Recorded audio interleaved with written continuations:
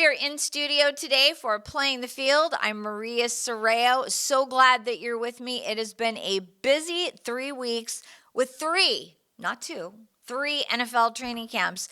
The Los Angeles Rams, the Los Angeles Chargers, and the Dallas Cowboys, who, yes, still come to California for their camp. We're also going to talk a little Dodgers and a little Angels, and I'm going to go on a rant. Don't go anywhere. We're going to have all the latest, and I'll be right back.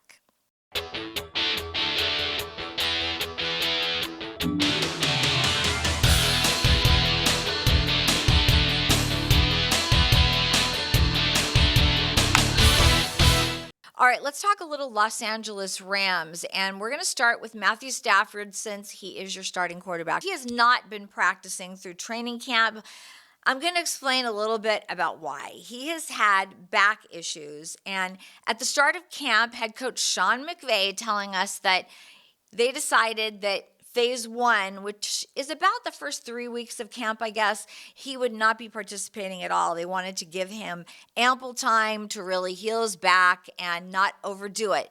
Let's face it, what they want to do is they want to make sure that he can play at the start of the season and throughout the season this year.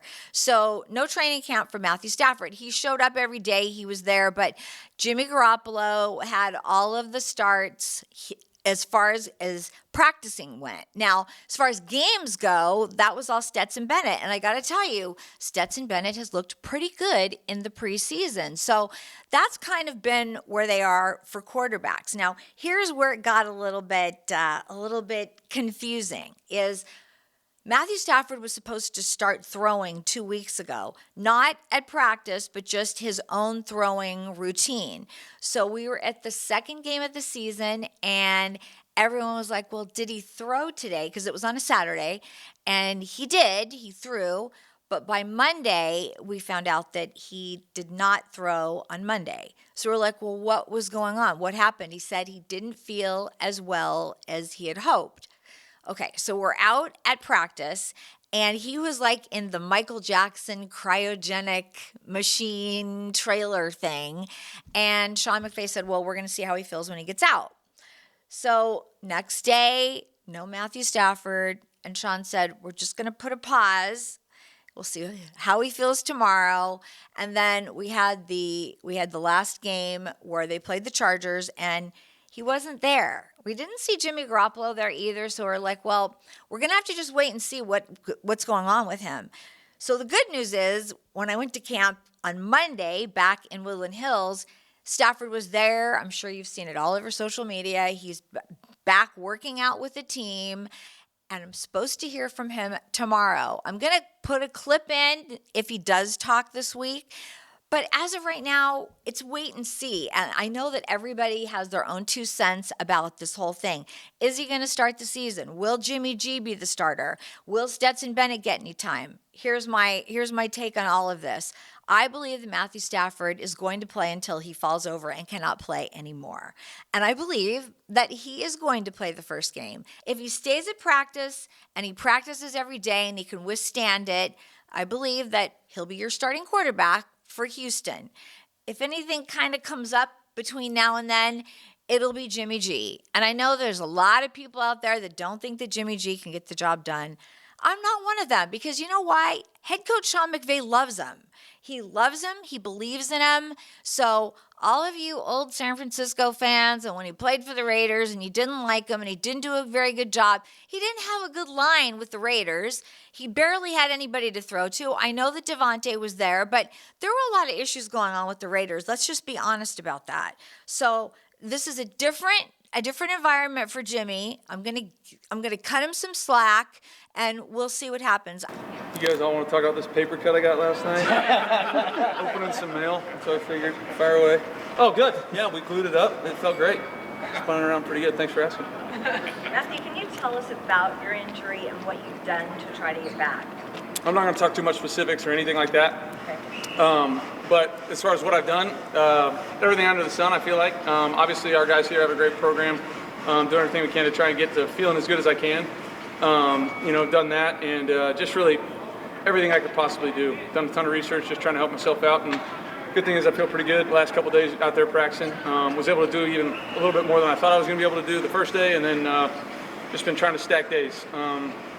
Backs are sometimes, interesting things. It's not, cut and dry what's what and how you're going to feel. So I really appreciate, our team and our head coach and everybody taking a day-to-day approach with me, doing everything they can to try and help me out. And I have obviously a ton of, a huge feeling of responsibility to our team to do what's right by them, and I'm trying to do that as best I can day in and day out.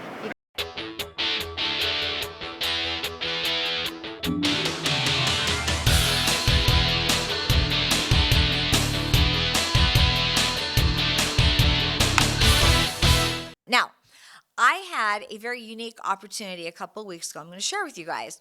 We had a visit from Aaron Donald. Now, Aaron Donald does not live in Southern California. He lives back in Pittsburgh, PA, or the Burgh, as we like to call it. And he has had a camp that he's done with kids back there for years, and he finally brought it west. So we went out to the Rams facility, and I got to tell you, I go to a lot of these camps.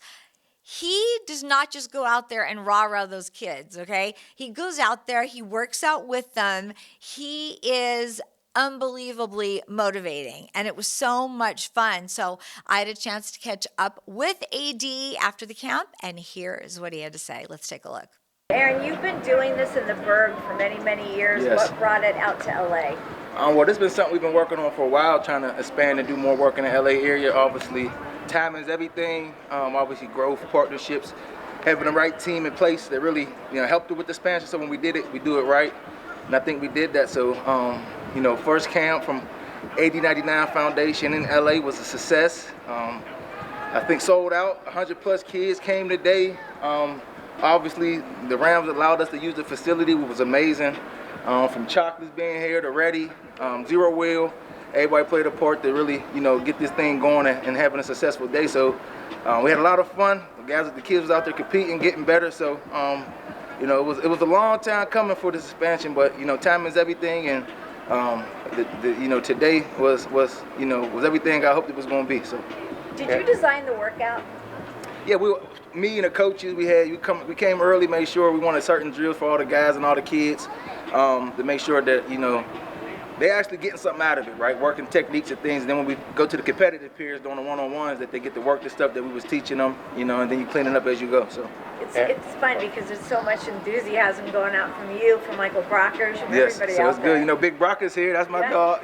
Played 7 years with Brock. So everybody that came out from, Damon Gibson, my high school coach, that taught me everything I know, to Dwayne Brown, my guy that trained me from high school to college to the pros, my whole career, to be out here to support Byron coming out, my nephew, so even my big brother. So, it was a great day. Well, it's about, building our camaraderie, things that, from work ethic to discipline, all these things that, you start through football to transition to life, I know that better than anybody. Definitely being a retired football player now, my whole life from 5 to 6 was always football, all the way till I was 32 years old, and then, you done with football, and it's like having things in place that, all the hard work and discipline that I had through football, I just transitioned that into my now future, my business and ventures and things that I got going on and all that energy I put into it. So a lot of great traits that I learned from football that's now helping me into this next chapter of my life in the business world. So what's next for AD? Just continue to do great things with the foundation, staying busy, right?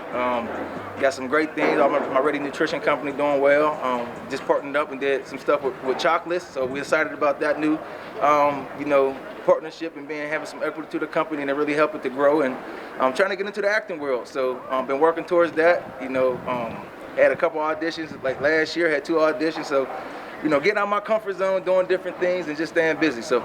And as you can see, Aaron Donald could still play football like today, right now, if he wanted to, but I think he's pretty happy being retired and enjoying his life. So, the Dallas Cowboys, is there ever not drama at that camp? I don't think there is. I've been going out there for many, many years, and by the way, Jerry Jones did re-sign in Oxnard for the next 5 years, so they will be back out there again for a while. But here's the latest drama, if you haven't already heard, which I'm sure you have heard a lot. Micah Parsons, who's the star on their defense, he has 1 more year to go, and he wants a new contract. Okay, So during the off season, Jerry and Micah hung out and chatted about a new contract. And Jerry said, I want to make you the highest paid player at your position. But that was back in March. So I think they sort of talked about a number. This is just because we're not getting the whole entire story. This is what we're getting. They shook hands. Time goes on. Other players signed for a lot more money at that position. So, before training camp this year, Micah's agent called the Cowboys and said, well, Jerry said he wanted to make him the highest paid at his position. And then they said, well, but Jerry threw a number out. Now that number is higher.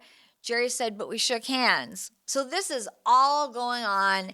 So Micah Parsons now comes to camp every day, sometimes in a t-shirt, sometimes with his jersey on, but he would not participate in any of the practices. He just kind of hung out.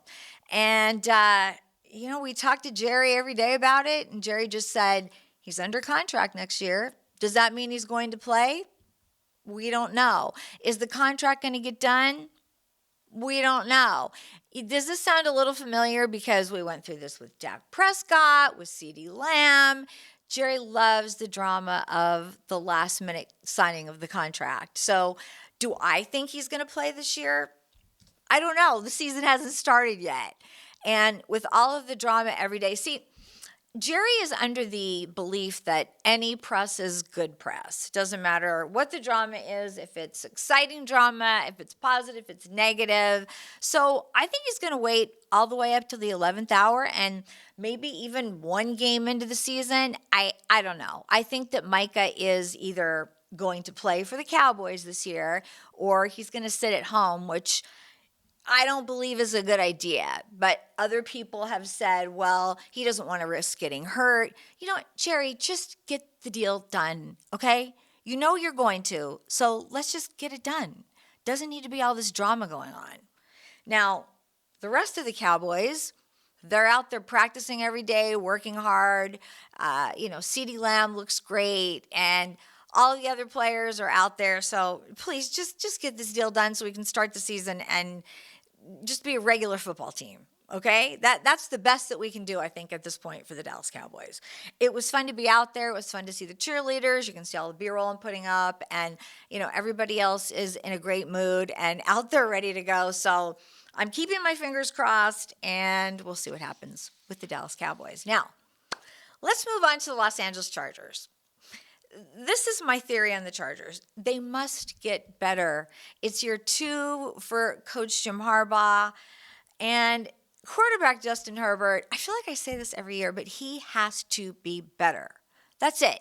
They can't go through another playoff run and get blown out the first game in the playoffs. They just can't do it. Much more is expected from them. And we're going to have a lot more stories with the Chargers because I want to sit down with several players and just really talk to them about how it's going and what's going on there. Here's the deal. They are going to Brazil for the first game. And my feeling on that is a long way to go for football. I know next year the Rams are talking about they're going to Australia. I mean, do you know how difficult it is for a big person to sit on a plane for more than 2 hours, let alone we're talking like 10-hour flights, 14-hour flights. I don't even want to sit on a plane for that long.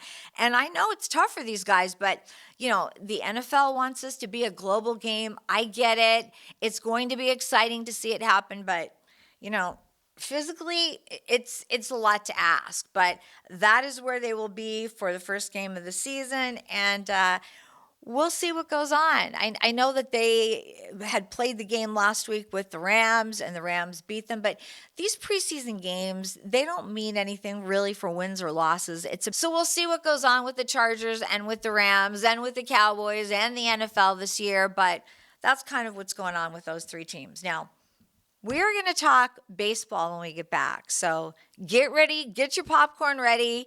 I'll be right back.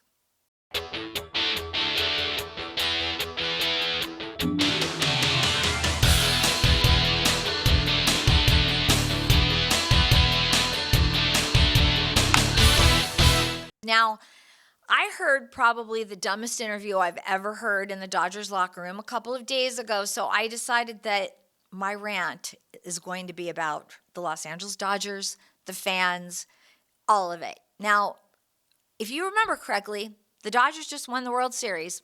I think that they're World Series champions, right? But the fans out there, all of you guys, seem to think that they're going to win 162 games this year. They are not. We only have, 50 games left in baseball, and the Los Angeles Dodgers are still in first place. I know it's teetering with the Padres. It doesn't matter. It just doesn't matter. I know they've lost games. They lost. The Angels swept them, the only team they can sweep, the Los Angeles Dodgers. I know that the Dodgers also had a very tough time with Milwaukee. They lost 6 games. I know that they have been up and down. I know that guys have dropped balls. But honestly, okay, after the game 2 nights ago with Teoscar Hernandez, yes, he dropped a ball in the outfield. It's not the end of the world, Dodger fans. And to go to his locker and have my colleagues up there saying, well, why did you drop the ball? What was going on? Were you distracted? He dropped the ball. It happens. Do you ever go to your job and do it perfectly every single day? Nobody does, okay? So he dropped the ball. Relax. I felt bad for him because everybody was attacking him like he just shot somebody, okay? It didn't happen. And really, everybody just needs to chill out and calm down, honestly. Do you not enjoy baseball anymore? Because you get so upset and angry after these games when they lose. And honestly, I believe the Dodgers will be in the playoffs again. And maybe they will win a World Series. Maybe they won't. I don't know. But it's taking some of this fun away from baseball when you guys go on and on and on social media and after games about, well, they left the bases loaded. Yes, it's frustrating to leave the bases loaded. I agree. But they're still playing pretty good baseball. All right. Now, the thing with Mookie Betts at short, let's just go through this a little bit. Yes. Would it be better for him to go to the outfield? Maybe. And does he want to go back to the outfield? Maybe, but Mookie will go wherever he is needed. And that's just really the truth about the whole situation with Mookie. I know there was a closed-door meeting everybody heard about with him and Dave Roberts yesterday and Andrew Friedman. Does that mean Mookie's going back to the outfield, or is he going to stay at short? We don't know yet. And maybe by the time you're watching this, there will be a change. Not sure. But please remember that Mookie was sick earlier in the year. He lost a lot of weight, so he's had some other challenges to deal with this year. And that's why he hasn't been up to par playing at the levels that we're used to seeing Mookie Betts play at. And the Dodgers have had a lot of challenges this year. I don't know why it is, but so many of these players across the board in baseball have a lot of injuries that we've not really seen in years past. The last couple of years, I think we've seen more injuries to players. And I asked different people the question, why is this happening? And they're like, well, it could be bad luck. And I'm like, well, I guess it could be bad luck, but they're still in first place. Everything is fine. The sky is not falling yet. So let's just relax and enjoy watching the Los Angeles Dodgers. It's just my opinion to you, but I think that we all just need to enjoy the game. Let's just enjoy the last month of baseball. It's coming to an end very soon, and hopefully the Dodgers will still be there. Now, the Los Angeles Angels. It's so frustrating to me because every year we see the same thing with the Angels. They actually start out pretty well. They go through a bad stretch, and now they're 9 games behind Houston. And with a month and a half left to play, it's doubtful that they're going to make the playoffs. So that's difficult because Zach Neto is turning into a star, and Nolan Schanuel is playing great baseball, and it just goes on and on and on. Mike Trout is still 2 home runs away from 400. And gosh, what do the Angels have to do to fix all of this? Well, I have one thought. Ron Washington could not stay on as manager, so bring Torrey Hunter back. Just bring him back. He wants to be the manager. Come on, Artie, you can do it. Let's just bring Torrey back in. That energy will light up that locker room, and We obviously need some more starting pitching. This is true, but I don't know what else to tell you. I mean, this team every year goes through the same thing. So we've got to find a way to excite it and light it back up again so that these guys can at least get to the playoffs. I mean, they've got so much talent in that locker room. So frustrating every year. We've got a great catcher in Logan O'Hoppe and just really, really great players. So let's try. Let's try, Angels, to just get back on track for next year because so much young talent that's been so good. And it just breaks my heart every year that Mike Trout, another year, not going to the playoffs. What can we do? Let's call Torrey. I'll call him right now. Now, there's also been rumors about maybe Albert coming back to manage. He would be great too, but I don't know. You just all know that Torrey Hunter is very special, and I think he could really help this team out. So we'll see what happens. Until then, I'll still bring you stories from the Los Angeles Angels because you know what? That's what we do. All right, we're going to take one more quick break and be right back with a very special interview. Don't go away. You're watching Playing the Field.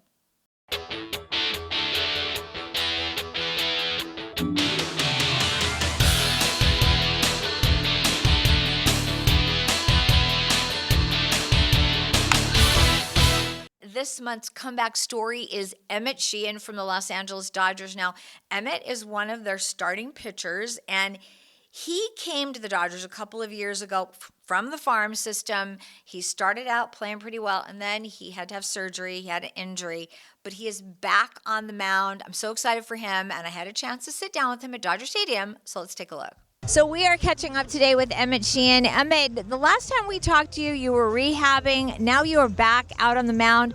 I want you to tell the audience, tell the viewers and the fans what you went through last year getting back to the mound. Yeah, it was a lot of rehab stuff, a lot of learning how to throw again a little bit, lifting, trying to get stronger and protect my arm and the rest of my body so that something like that doesn't happen again. But yeah, it was. If I was alone in Arizona, it probably would have been terrible. But we had a pretty good group out there, so it was fun to go to the field every day and get your work in. So it wasn't too bad. What is the toughest part for you about that whole process? The toughest part is definitely not being able to contribute and not being just in the clubhouse around the guys. Especially last year was such a special team, and what they accomplished was amazing. So to not be a part of that was pretty tough. But hopefully I can do my part to be a part of that this year. About the fact that there were still guys out there in Arizona. Who did you sort of bond with and get closer to? Well, I lived with a few different guys. I lived with Kyle Hurt for a while and Nick Frasso, and then Gavin Stone for a while too. But we had a bunch of guys at the field. Tony was at the field. D-May was at the field. So those were guys that they were a little further along in the process than me. So I had like a good example to look up to for the rest of my rehab. So that was nice, and then, everyone else, honestly. Michael Grove showed up a little later, Brusar Gratterall too, but River was there. It was great to have him, so, obviously you don't want those guys being there, but it's nicer to have them there. Did you ever work with Sue at all, the physical therapist? Tell me about that. Yeah, absolutely. I started last summer working with her, just doing some needling stuff, and then still work with her now a lot. If anything's, sore, tight, she's with the needles is crazy, so she gets right to the point. She's amazing. I remember when she first came here, she was the first female trainer to ever work in Major League Baseball. Oh, wow. Yeah, and I know she does football and baseball and really all kinds of sports. What do you think that you learned the most from a mental standpoint? You're a pretty happy guy, but how did you sort of keep your mental aptitude? I think it's just finding different things to compete in. I feel like I'm a pretty competitive person, so not being able to compete on the field, whether that be lifting, trying to just get stronger every week and compete against yourself in a lot of ways, or if you're doing conditioning, seeing how long you can go without giving up, that type of thing kind of I think helped a lot for me. And then when you got back on the mound, what was that like the first few times?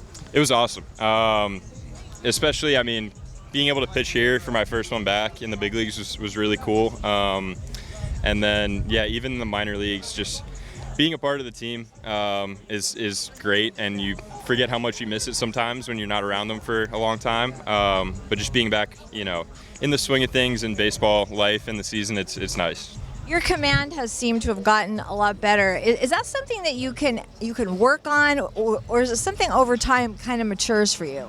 I think it's a few different things, like body control, being in control of your body and being able to repeat your mechanics is super important for something like that. Also, our rehab throwing coordinator in Arizona, Robbie Erlin, he had great command when he pitched, and he talked to me a lot about that type of stuff and really emphasized it in our bullpens, our throwing program. Like we would keep track of, did I hit my spot? Did I not hit my spot on every throw? So I think just holding yourself accountable in those little ways is pretty helpful. Also, you guys as a group, I mean, there's been some ups and downs this season, but you all you stay together as a team. You have lots of conversations, or? With the team? Yeah, I mean, I'm definitely, really close to a lot of guys. It's a lot of guys that I didn't get a chance to play with when I first was here. So like Ben and Robo and Jack are all guys that I kind of came up with. So it's awesome to have them, and the older guys are great too. So yeah, it's pretty close. It's a fun team. Well, it's so great to have you back out here on the mound. We're so glad that you're back here at Dodger Stadium. So thank you for spending some time with us, and we'll catch up with you again down the road. No problem. Thank you very much. A big thank you to Emmett Sheehan. I love catching up with players, and we hope he stays on the mound for sure. Okay, now, since last season the Dodgers won the World Series, I have a giveaway for you. All you have to do is go to Playing the Field TV on Instagram. Tell me your favorite moment from the World Series, and I'll pick one, and I will send you something. So that's all you got to do. And remember, you can watch Playing the Field 24/7 at playingthefieldtv.com. That's all I got for you this month, but next month we'll have much, much more, I'm sure. Thanks for watching. I'm Maria Serrao, and we'll see you next time. Ready, Carlos? All right.